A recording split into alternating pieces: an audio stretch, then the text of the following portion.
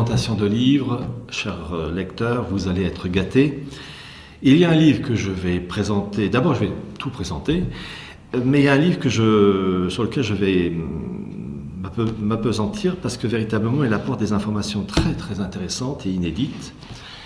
Ce premier livre, le livre de Jérémy Lehu, Le monde occulte des comic books, comics à Marvel, aux éditions Omnia Veritas, Jérémy Lehu. Ça traite de la BD avec les super-héros, X-Men, Superman, etc. Et l'étude de Jérémy Lehu est excellente avec, je vous le montrerai tout à l'heure, mais enfin je peux déjà, des documents de référence en couleur montrant la nocivité de ces bandes dessinées, de ces comic books américains, de ces super-héros. Il explique leur rôle, leurs origines, et j'ai eu la chance de faire une préface de cet ouvrage. J'en parlerai un peu plus tout à l'heure.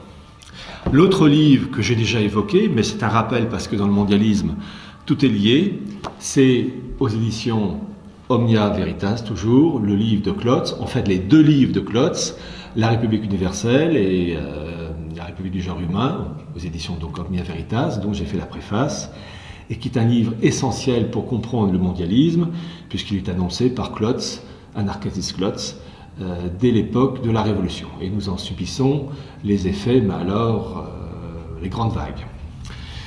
L'autre livre que je n'ai pas présenté et qu'il faut connaître, alors n'ayez pas peur, c'est un gros livre d'un universitaire américain, Michael Jones, L'esprit révolutionnaire juif, dont j'ai fait la préface, et qui est un pavé, certes, mais comme j'ai eu l'occasion de le dire, ce livre-là est un placement.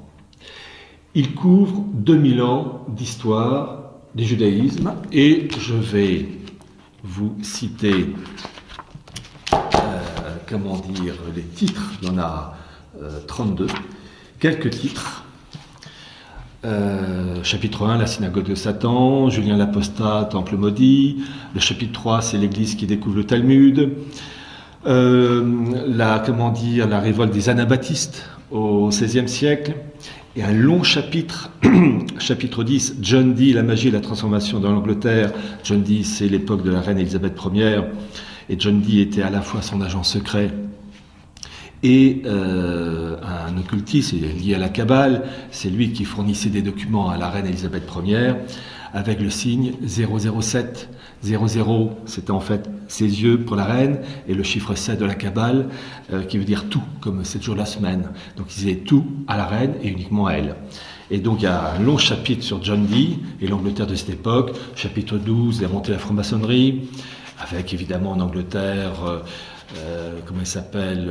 les fameux puritains avec Cromwell. Vous avez évidemment la Révolution française, vous avez les révolutions, les révolutions du XXe siècle, et vous avez le nazisme, vous avez Vatican II, vous avez les néoconservateurs, c'est le dernier chapitre d'ailleurs. Vraiment un livre excellent, j'en ai fait la préface.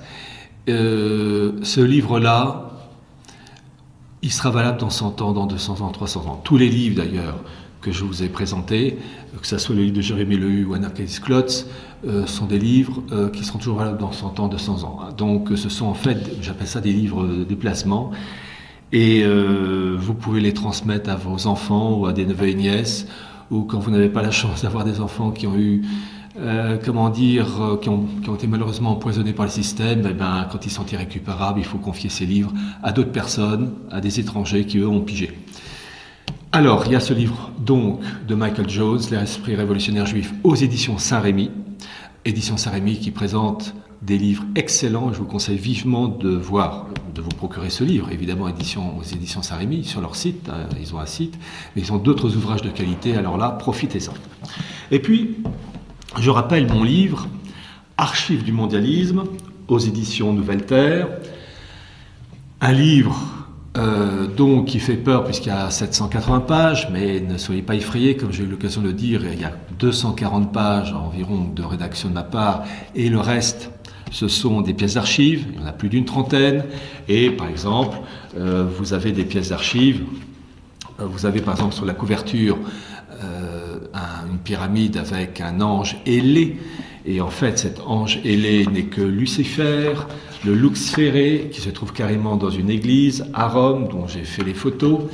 Et vous avez donc, c'est une pyramide avec l'ange Lux Ferré, ça fait dans les 2,50 m, 2,80 m de haut, et ça décore une église. Donc vous avez la pyramide et cette silhouette satanique, en fait, est le reflet de notre époque, c'est-à-dire de l'intrusion du satanisme dans les instances de l'Église, dans les instances du monde, via les révolutions de 1789, de la révolution bolchevique de 1917, de Vatican II, du nazisme aussi. Tout ça, ce sont des éléments divers pour aboutir à un même but, c'est-à-dire une gouvernance mondiale, destruction des valeurs traditionnelles, destruction de la famille classique. Voilà.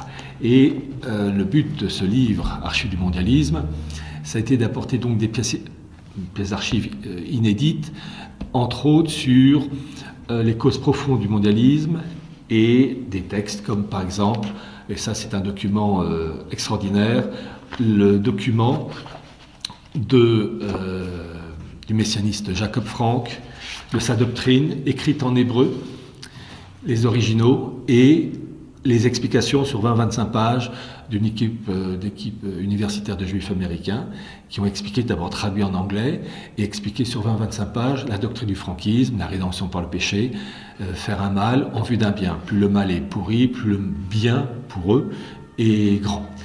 Et cette politique, on ne peut la comprendre et comprendre ses répercussions dans le cas, par exemple, de ce qui se passe en Irak, en Syrie, en Iran, où vous avez ces pays-là qui sont secoués par des crises, et l'objectif, c'est une politique liée à la politique du Grand Israël, qui consiste à fracasser ces États pour aboutir à un Grand Israël qui arrive du Nil jusqu'à l'Euphrate.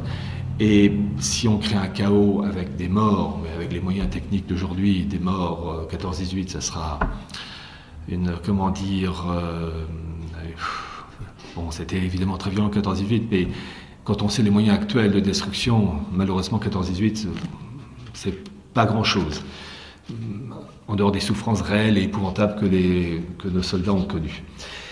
Je traite aussi du sionisme dans ce livre, et vous avez des pièces d'archives inédites sur les rivalités entre sionistes allemands et sionistes anglais. Et j'ai vraiment voulu montrer que l'origine de la Première Guerre mondiale, ça vient de ce conflit pour le contrôle du pétrole, des énergies au niveau de la Mésopotamie, à l'époque province de l'Empire ottoman, et puis volonté de créer un foyer juif en Palestine, qui allait donner donc la déclaration Balfour de 1917, et aboutir ensuite à la création d'État d'Israël. Donc j'évoque Herzl et les travaux d'Herzl dans cette affaire. Bon, je vais être amené à reciter quelques passages de ces livres, mais je reviens au fameux livre de Jérémie Lehu aux éditions Omnia Veritas, Le monde occulte des comic books, des DC Comics à Marvel.